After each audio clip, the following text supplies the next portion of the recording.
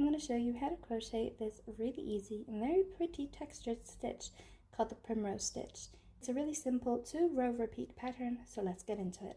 Start off by chaining any multiple of 3 plus 2 for turning. Now you're going to do a single crochet in the 3rd chain from your hook.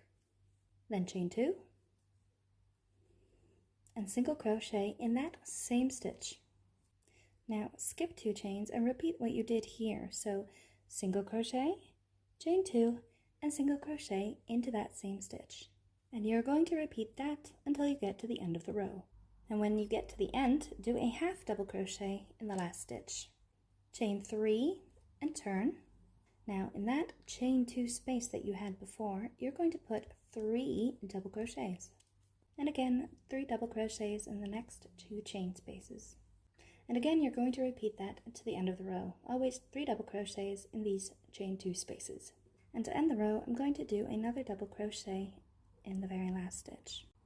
Chain 1 and turn.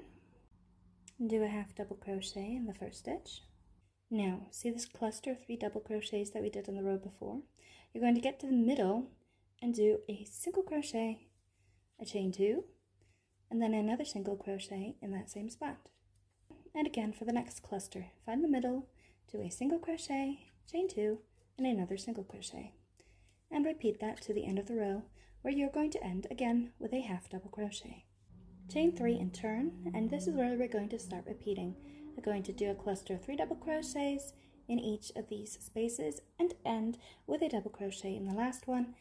And then the next row, you're going to go back to what you did here and just keep repeating that pattern. Now, if you want to make sure you have a nice straight edge, make sure that when you end it on the row that has the double crochets.